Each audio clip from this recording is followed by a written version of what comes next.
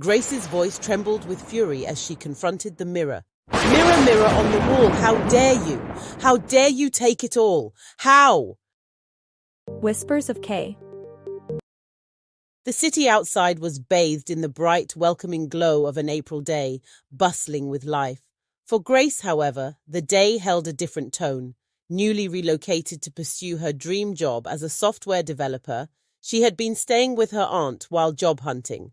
Her persistence paid off when she landed a position at a prestigious institution. Eager for independence, Grace decided to find her own apartment. Her realtor showed her a place in a desirable neighborhood. The apartment was peculiar. Though dusty and disheveled, the furniture and belongings of the previous tenant remained intact. Grace learned from the realtor that the tenant had left in haste and decided to leave the items behind. Thrilled by the prospect of saving on furnishing costs, Grace eagerly agreed to the deal. Among the various items, one stood out: a large antique modern mirror in the bathroom. It gave her an unsettling feeling, but she dismissed it, excited about her new beginning. A month had passed since Grace moved in. Each day she admired herself in the mirror during her baths. The house was peaceful and she felt content. That evening, as she dried off, she noticed something new, a cryptic message scrawled on the mirror's edge. It read, "It all starts with mirror, mirror on the wall." Puzzled, Grace shrugged it off and went to bed. The next morning, as she prepared for work, Grace bent down to rinse her mouth in front of the mirror. Her reflection, however, remained still, grinning eerily while she continued her routine, oblivious to the unsettling sight. Grace, an introvert with few friends, had a close bond with her colleague Naina. Though they were quite different, Nain being extroverted and sociable, Nain often encouraged Grace to step out of her shell. Grace confided in Nain about her long-time crush on David, a colleague from another unit. They both laughed about it, and Nain even helped Grace with subtle ways to get closer to David. While Grace was enjoying her work life and her friendship with Nini, little did she know that the mirror in her house was alive and watching her, seeing everything she did through any kind of reflection both at home and at work. One day, Nini was on her phone giggling and laughing while chatting, and Grace asked, "Who is he?" They both laughed, and before she could answer, her line manager worked in and told Nini to come immediately for a meeting. Nini hurriedly dropped her phone on the desk and rushed to the meeting, while Grace was still on her table working, but Nini's phone kept beeping continuously. Grace tried to ignore it, but on a second note, she was like, "It won't hurt to be sneaky sometimes." So she took the phone and clicked on the messages, and to her greatest shock, she saw a long lover's chat between Nenny and David. Apparently, they are an item and decided to keep it a secret. Grace tried to understand what was going on. Maybe this is another David, so she checked the display picture and it was her own David. Grace still couldn't believe it. She said to herself, "Maybe they have been dating before I joined the firm, and she just didn't know how to tell me." To confirm that, she scrolled to the begin of the chat and saw that they just started talking 3 weeks ago. In fact, it was Nenny who made the move, and they've even been intimate severally, sending each other intimate photos and sex chatting. Grace read everything and she felt betrayed. She couldn't believe it, that her friend whom she taught had her back went behind her to take the man she knew she loved. She was heartbroken that she ran to the restroom and cried so hard. Before the end of Nini's meeting, Grace took permission and left for home. She couldn't stand it. She was just broken. She got to her house, went to her bathroom, turned on the shower, and cried. She cried so hard. She felt so betrayed and heartbroken. After spending hours sitting on the bathroom floor, she got up, looked at her face, which was swollen because she has been crying. Seeing how miserable she looked, she bent her head down and kept on crying. Then something said, "You need to stop. This is like a game of chess." And the game just started. Startled she was, she looked around. There was no one in the house except her. She told herself, "Maybe I'm hearing things." So she went back to the bathroom to clean her face, and as she bent her head down to take water from the sink to wash her face, the mirror talked again. Hey, Grace. She paused, raised her head up and looked at the mirror in utter shock. Her reflection looked at her and smiled and said, Hey, Rumi. Grace screamed and passed out.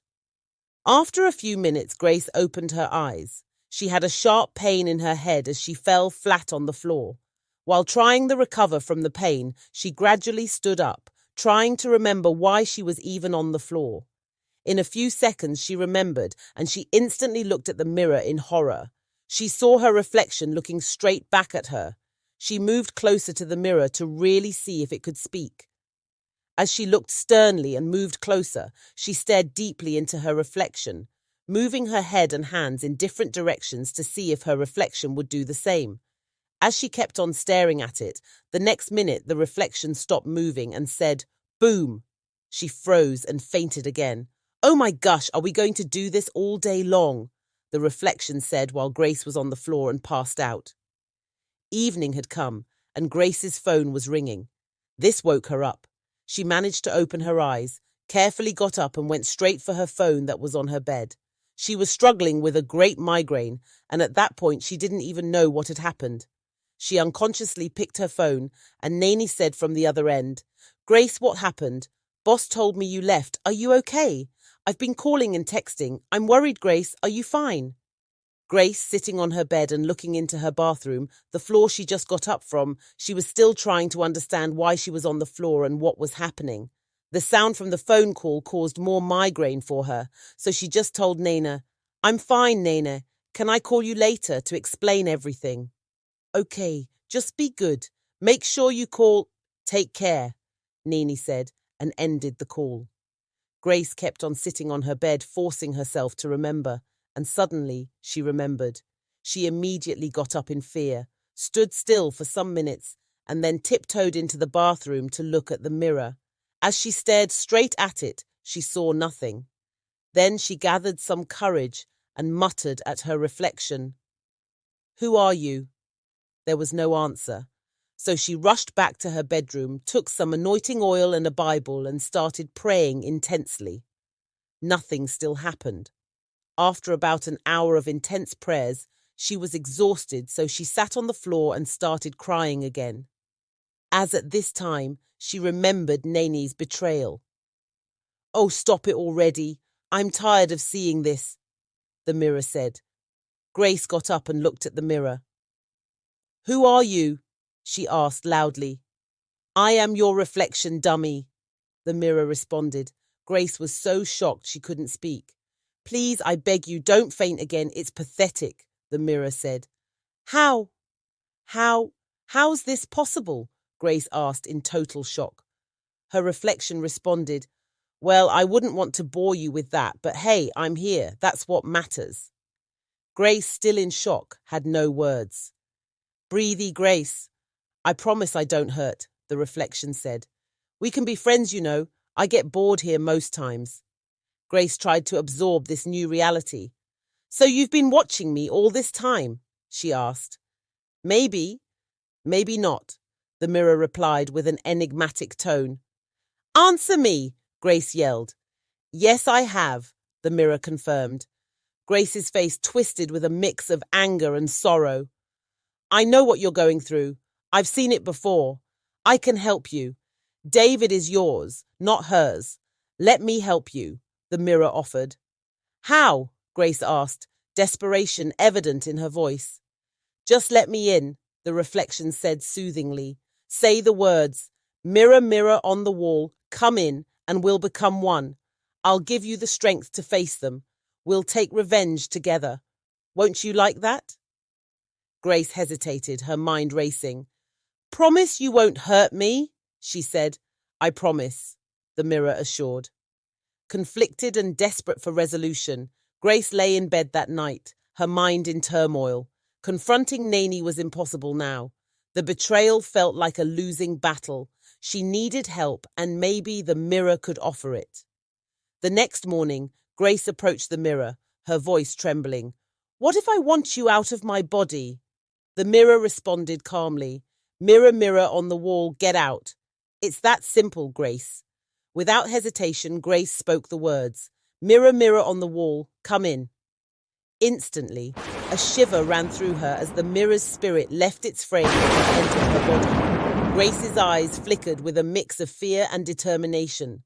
She had crossed a threshold, and now, with the mirror's presence inside her, a new chapter was about to begin.